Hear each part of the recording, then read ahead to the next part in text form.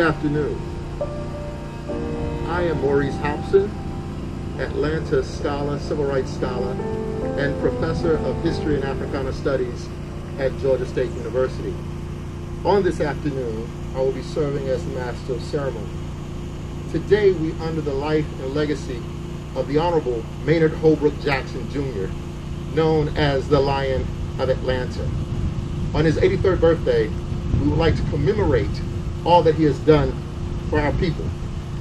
As I move forward, I'm going to read a passage to you of a new article that I'm working towards called The Lion of Atlanta, Maynard Jackson, the Politics and Practice of Economic Inclusion. In the summer of 2019, Atlanta's Black public history witnessed a confrontation of two legacies of two major historical figures in one historic neighborhood resting on the crux of Black Atlanta. The venue Sunset Avenue, a neighborhood adjacent to the Atlanta University Center, just due north of Interstate 20 and west of Atlanta's downtown. Here, the Reverend Dr. Martin Luther King, Jr. lived out his final days at 234 Sunset. Yet Dr. King was not the only historical figure who called Sunset Avenue home. The apartment building located at 220 Sunset Avenue housed another towering figure in Atlanta's history, serving as the childhood home of the Honorable Maynard Holbrook Jackson Jr., Atlanta's first Black mayor, whose ambiance as the Lion of Atlanta still looms largely over this city. If Dr. Martin Luther King Jr. is Atlanta's most beloved son, the Honorable Maynard Holbrook Jackson Jr. is Atlanta's most beloved champion. And so today we're going to commemorate this great man. At this time, we are going to have the welcome and occasion by Mr. Mac Wilburn, who's a business associate and friend of Maynard Holbrook Jackson Jr.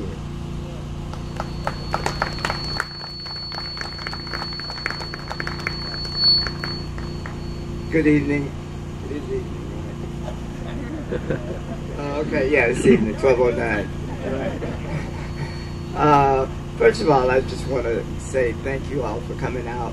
But first of all, in honor to the Jackson family, who is like my heart, been my friend since I moved here. And today is his birthday. Happy birthday, MJ. And thank you all for coming out, and let's make it happen. Monty, don't let me down today, okay?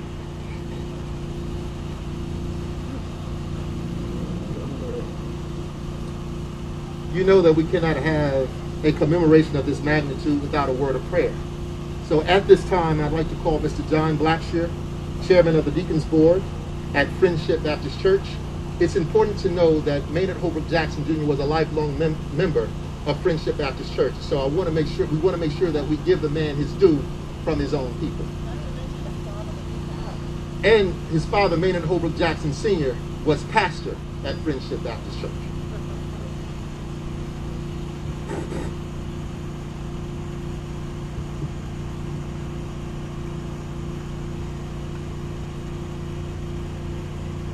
Let us bow our heads and go to our God in prayer. God, we give special thanks to you for providing this community a giant of a leader for all people. Father God, we're thankful for this leader who put his words into action and brought so many along with him. Father, we're thankful for the dreams you placed in his heart and providing him the strength to implement them.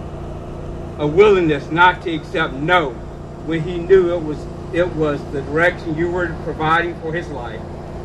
So many of us have benefited from the life and legacy of Maynard Jackson Jr. So many of us would not have the opportunity for luxurious careers if Maynard had not paved the way.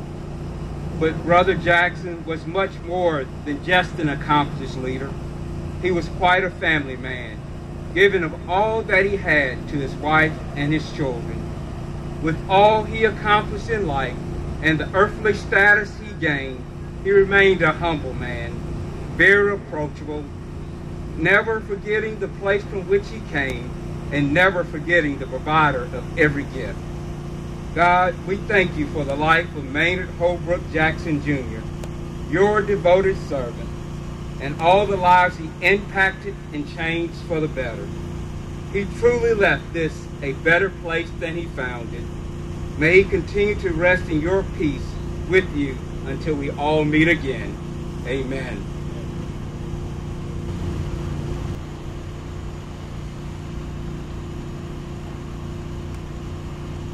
So as I begin to put my thoughts together for some of the oral highlights, I'd like for us to consider the context in which I'm going to present them.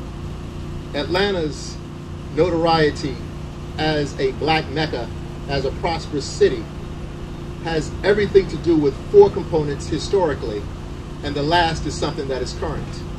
Black education, which was promoted by the historically black colleges founded here in Atlanta, founded between 1865 and 1886. Black economics, which manifested itself with the Sweet Auburn district deemed as the richest black street in the world, along with the West 100th Street district.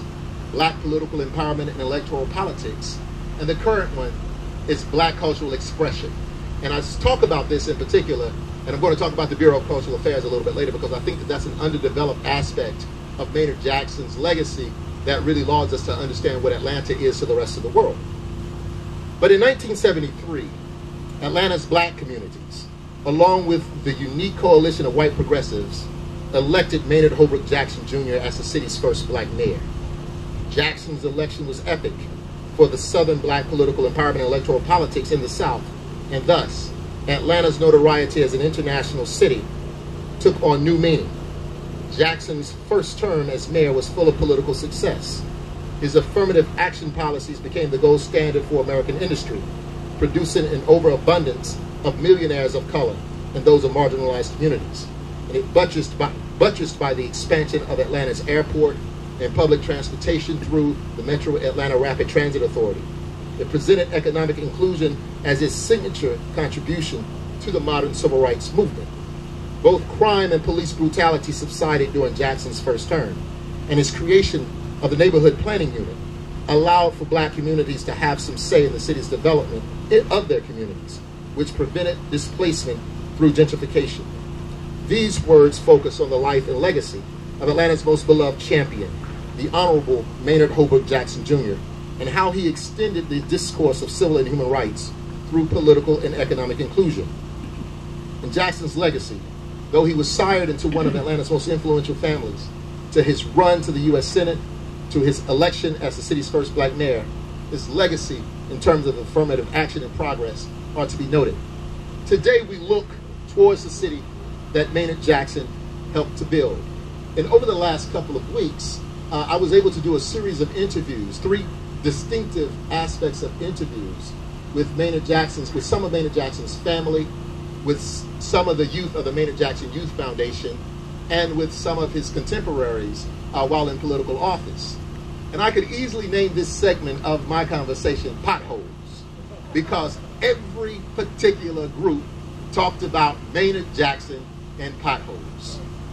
I was really inspired by the conversation with Howie Hodges and his discussion on how when he began to date his daughter Beth, and how Maynard Jackson asked for the young man to come up.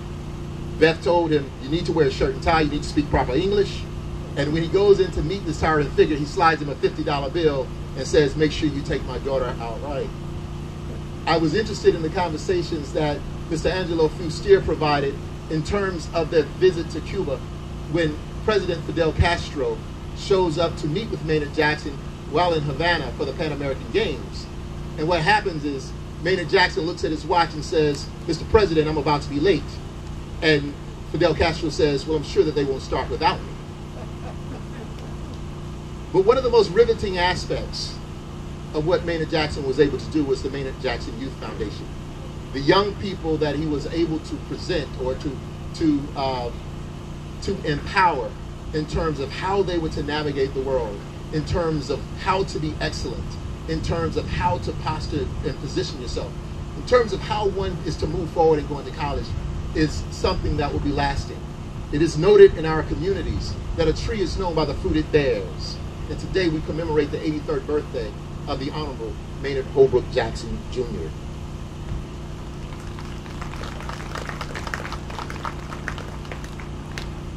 At this time, we will have remarks from Mrs. Valerie Richardson Jackson.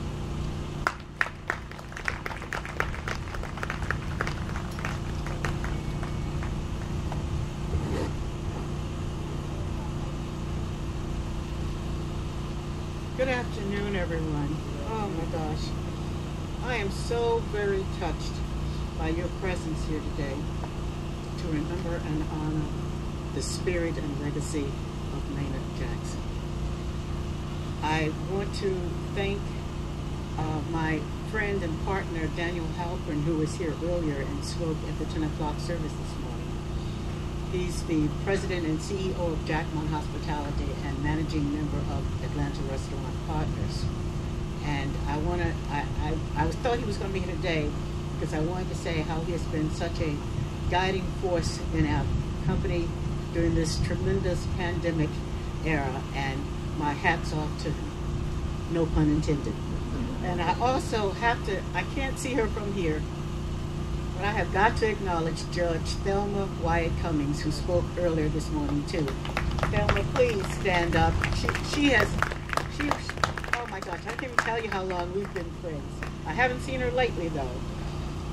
And I also want to give a special thank you to my brother from another mother, Mac Wilborn. Mac was one of the first people, yes, give him my hand, he deserves it. Mac was one of the very first people that Maynard introduced me to when I first came to Atlanta almost 44 years ago. And we have been fast friends since that first day. Excuse me. Not only has he been a staunch supporter for the Maynard Jackson Youth Foundation, he's also taught me a lot about good food and good cooking. And one of the things that I really miss the most during this pandemic is having home-cooked meals at Mac's house. Mac, I am so looking forward to when we can get back to those good old days. Mac has always had great respect and admiration for Maynard, as have so many Atlantans, including all of you here today. And although it's been almost 18 years since he passed, there's not a day that I don't go out when someone does not stop me and mention Maynard, how much he's missed and how much his leadership is needed today.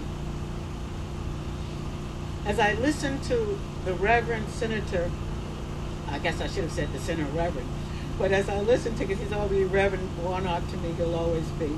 As I listened to him give his first speech on the Senate floor the last week, I couldn't help but think about Maynard, as he talked about how he now holds the Senate seat that once belonged to a staunch segregationist, Senator Herman Talmadge, whom Maynard called, and I quote, the preeminent Georgia symbol of intolerance, racial oppression, and hypocrisy.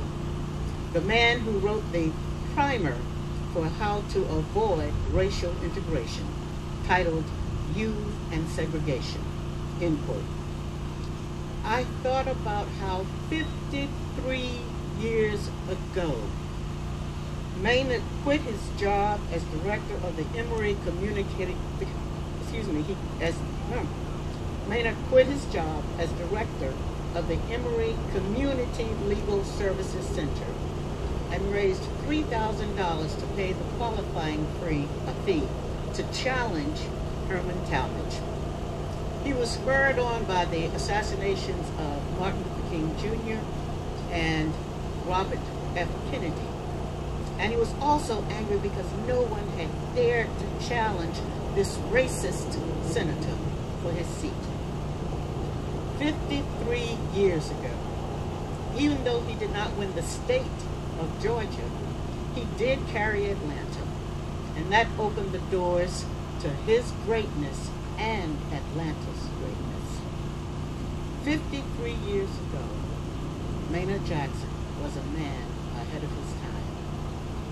It took 53 years for a black person to finally claim that Senate seat that Maynard had sought.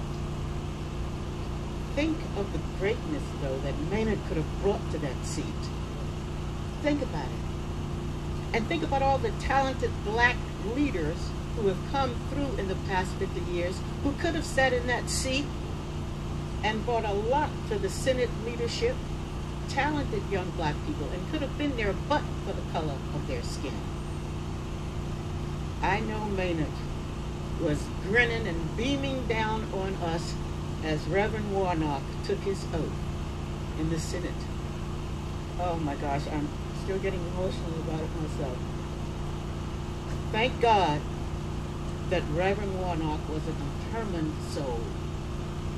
Thank God that John Ossoff was a determined young man who, by the way, when he was 6 years old, helped Maynard to campaign. A friend of my niece's. And speaking of family, I've got to introduce my brother, Monty Richardson, who helped me design this monument. Raise your hand, Monty. With my nephew wearing his Maynard shirt, which he's been wearing since he was about 10, if not earlier, and my niece, Nicole. But thank God that John was determined, and also thank God that Stacey Adams was determined to get the vote out. All of these strong people were determined souls, had wills of steel, and were determined to bring about change to Atlanta and Georgia. Their will is what leads me to Maynard's favorite poem, Will, by Ella Wheeler Wilcox. And I will close with that poem. There is no chance, no destiny, no fate can circumvent or hinder or control the firm resolve of a determined soul. What obstacle can stay the sea-seeking river in its course, or cause the ascending orb to wait? Each well-born soul must win what it deserves. Let the fool prate of luck. The fortunate is he or she whose earnest purpose never swerves, whose slightest action or inaction serves the one great aim. Why, even death stands still and waits an hour sometimes on such a will. Thank you, and God bless you all.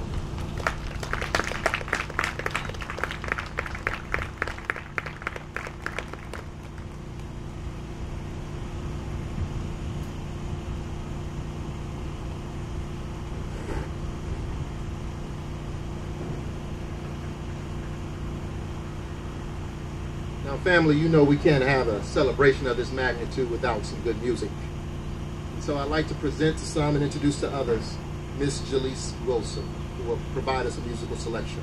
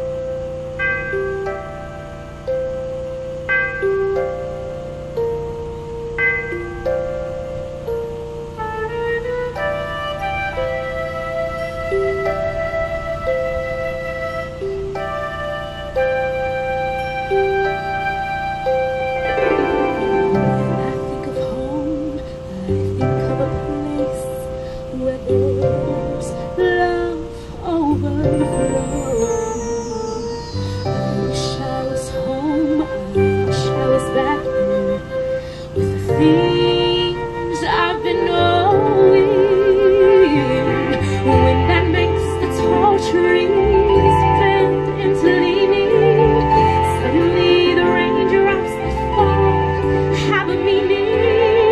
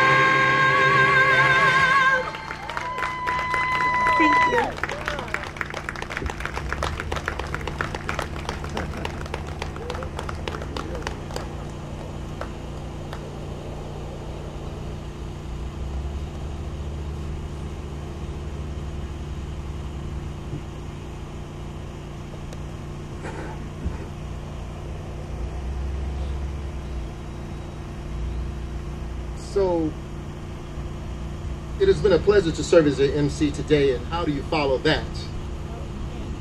But we do have to have closing remarks, and so I'd like to invite to the podium Mr. Wayne Martin, an alumni of the Maynard Jackson Youth Foundation. And after his words, please feel free to interact and mingle, socially distant, of course. And to add to the program, Mr. Max said, if someone else wants to come and speak,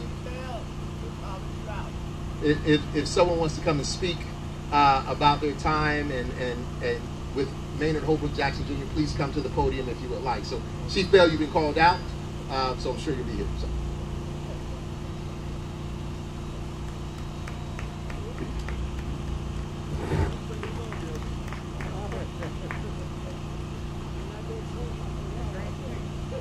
Hello, everybody.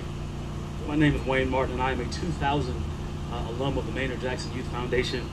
And I just, I'm elated to stand here in this moment. It's a Tuesday. We have perfect campaign weather. I'm wearing a campaign-style T-shirt, and I was putting out yard signs that said Maynard lived a moment earlier. So I believe Maynard's in heaven running a campaign right now to be the mayor of the streets paved with gold and the pearly gates. Come on, it's all right. We can give him an applause. It's just a great feeling to be out here commemorating the life of this wonderful man. I would be remiss if I did not recognize, I see elected officials here. This is like the safest spot in Atlanta right now. I see sheriffs from about 3 counties. Could you all stand and wave? Maynard was very big on law enforcement and keeping our city safe. And these individuals, these men and women, are standing strong and proud. I see Chief Bell. He'll always be Chief Bell to me. He's going to come in a moment and give words. I see Larry Dingle. I see Andrew Patterson. I see Camille, Russell Love. These are all former employees of Maynard's, folks that he raised up. Would you all stand and just kind of wave to be recognized as well? If you can, just raise your hand high. So glad to see you all. I see Brooke. Hey, Brooke. That's Maynard's daughter. Please give her a round of applause. Colonel Holly is here, the first president and CEO of the Maynard Jackson Youth Foundation. There he is. Virgil Murray is here. They're bookending the Youth Foundation's leadership. And so many wonderful people are here. Pat and Travis, what can we say about these 2 individuals? Thank you so much for your hard work on today. That's right. That's right. And we cannot forget about Big Mac himself. Mac Wilborn. Come on, let's just give him a round of applause. Certainly last but not least, his bride, the beautiful, the vivacious Valerie Richardson Jackson in her black and gold. Can we give her a round of applause? He just spoke, but Maynard want her honored. I would not be who I am today if it were not for Maynard Jackson. I was telling JC earlier that Maynard snatched me out of the halls of Thurl High School, where drugs were being sold in the school. He came and grabbed me. He sent Colonel Holly to my homeroom class to pull me out, and he said that there's something about you that's special, and we're going to do everything we can to bring it out of you. And I am standing here today with a clean record, Morehouse man, Alpha man. I am a mid-level executive at Starbucks Coffee Company now, and it is all because of Maynard Holbrook Jackson. We are who we are because of this man. And I think that this city owes him a great debt of gratitude, and I will spend every day of my life until I take my last breath making sure that he is honored in the way that he is supposed to be. Maynard did not just typify black excellence. Maynard embodied excellence, period. Everything about him was excellent.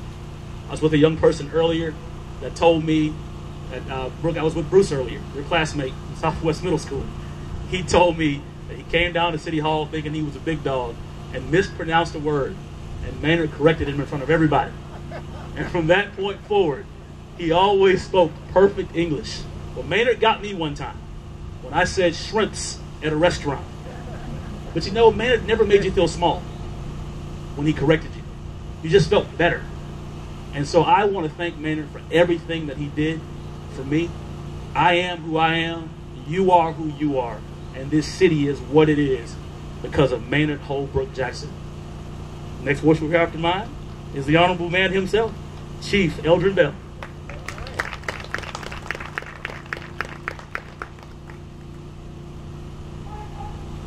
How's everybody?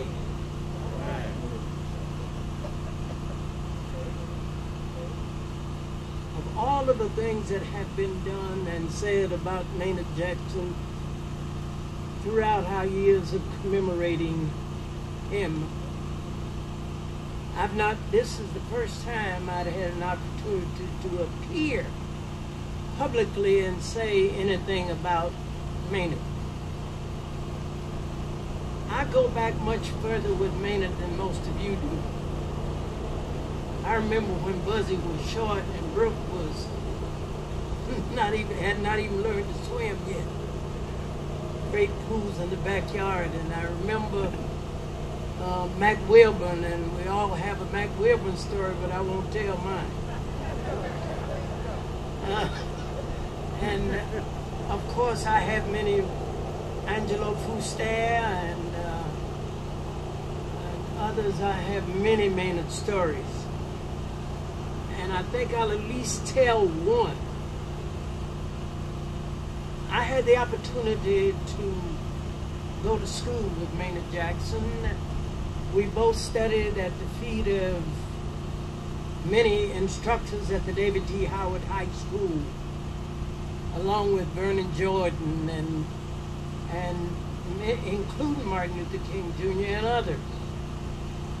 I remember playing with Martin Luther King Jr., where his great-grandmother is now buried in a cemetery in Henry County. So most of the people that I speak of, I remember them when they were young and small. As a matter of fact, Maynard wanted to play football more than anything else, and he never got to play football, but he passed Jono, who is his sister, and I in Dr. X.L. Neal's school at David T. Howard High School, where we all studied together. I had the distinction of coming back and traveling with Maynard more than 70 times throughout our country. And I learned one thing about him that I'm sure that you all have learned. When Maynard opened his mouth, others listened. And in many instances, when I would visit the sites where he were to speak and others were going before him, I, like many of you in the beginning, doubted that he was going to be able to outspeak some of them until he got the microphone. And the way I noted his popularity and his presence is the fact that the media, once the thing was over, they followed Maynard instead of following all of the others. We were in class together, and we started this journey of being mayor. The night when he won and all people had gone home and I was there with him, he sat down and in his famous way would take both of his hands and rub it through his hair and say, I got this thing, now what am I going to do with it? And he started the next morning at 7 o'clock when I went to the office with him, sitting down at a desk that was too short for him because Sam Massell had the legs cut off. And it went on from there. We went out in our first trip to California, and as you know, everybody wanted to see Maynard, but being chief of his security at that time, all of the people who visited his room had to come through my room. And a number of young ladies came to the room and wanted to know where he was, and I said, he's busy. And I sent them away, and of course he, in his usual fashion, peeked out of the other door and said, why did you run all these good-looking women away? I said, come here. Look at that room across the hall there. Do you know who's in that room? He said, hell no. I want to know who's going down through there. I said, well, I got news for you. It's going to be a lonely 4 years. And from that moment on, we went to more than 70 different locations where he was to speak. And I stand here firmly and say, he never brought one moment of embarrassment back to Atlanta in any way, and I'd ask you to give that a hand clap of praise because I was with him. Never, never. He wasn't almost what we call some of our politicians today, and I won't give you that name, but I was happy to have spent those years with him from high school until the time they brought his body out of the airplane. And I remembered as they brought it out of the airplane some of the things his father said to him and us when we were all growing up. And I won't repeat it. I won't repeat what he said, but it was true. He was a great man. He represented us well. And those of you who are at his foundation, our children are the messages we send to the future, a time and place we may never see. What will that message be? You are the center cryone of that message. Be what Maynard wanted you to be, the best of the best.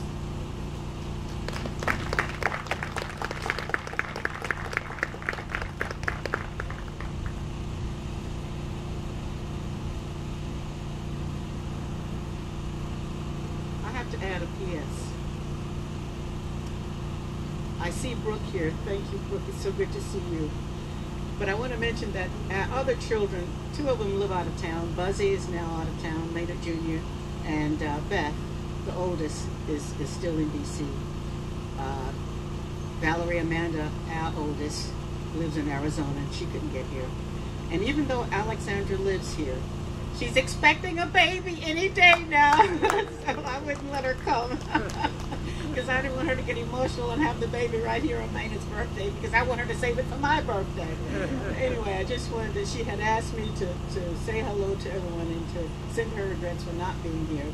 But yeah, she could come any day now, and I wanted her to be in a safe place just in case it did come today.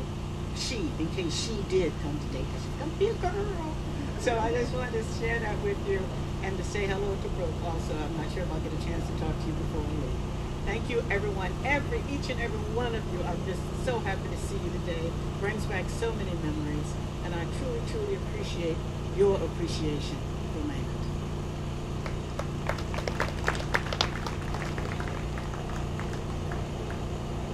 this time we're going to have one more presentation. I came to Atlanta 42 years ago to be with my sister and the rest of this great city. And Maynard, like almost everybody here, changed my life, I should say. And it's one of those things that I'll just try to let people know whenever I talk about him, so I'll put them back here. And one of the typical examples about Maynard, when I was struck with this illness about a dozen years ago, I was asleep one night and I had a dream. Maynard had been dead about 3-4 years at that point, and he came to me in the dream.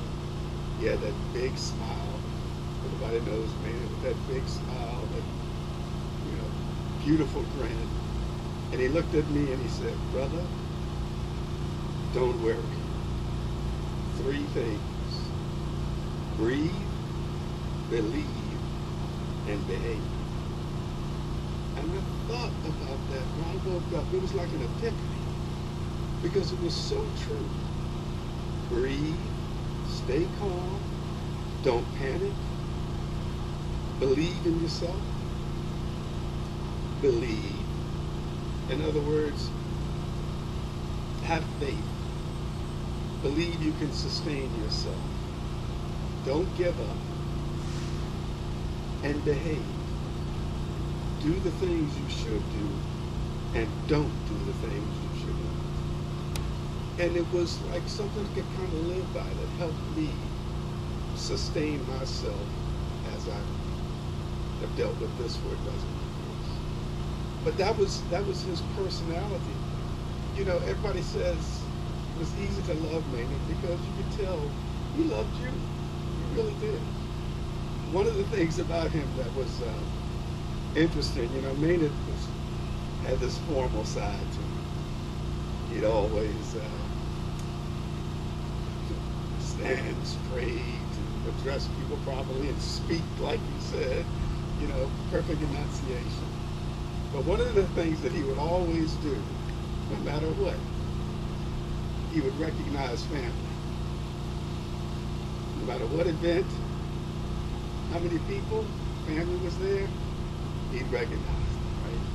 He'd be, and in the back, on the left, under the window, my third cousin, Sheila Marie Jackson Brown.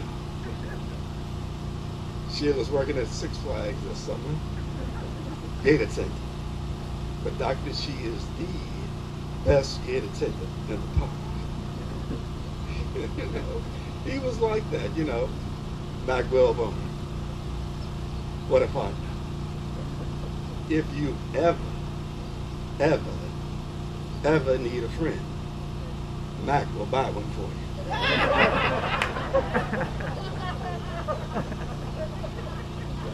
Mac, you can't say enough about Mac Wilborn. I have known that clown for 40 years, and I love him to death. Everybody has given him a hand today, and he deserves it. But again, I don't want to, I didn't even know he was going to make me come up here and say something. But we used to joke for years about how endearing Maynard's personality was. And I think that's something that beyond all of the greatness, that he achieved, both for the city, for himself, and for so many of his family and friends, he was just a cool dude, and I miss him terribly. Thanks.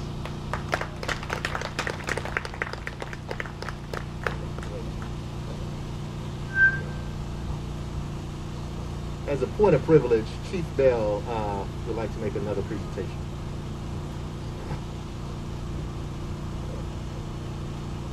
I forgot something that's critically important about Maynard's Legacy. When I was chief of police under his administration, I was the only one that he had appointed who held all of the shields. And he was noted, and Beverly Harvard, who is not here, but I recognize her because she was one of my first, but she told me, she said, do you realize when Maynard was in and you were in, we led the nation in promoting females to executive positions throughout the law enforcement community, and one of them's here. She's sitting there right now. Stand up. Melanie, she's now the chair of the county elected chair. One of many reasons elected, and then we have about 7 or 8 African American men and women who are now sheriffs throughout the Atlanta region. And several of them are here. Raise your hands. Larry Dingle, where are you? I saw you somewhere. Larry Dingle has been a part of that group. And just wanted you to recognize law enforcement for the contributions that they made during the Jackson administration.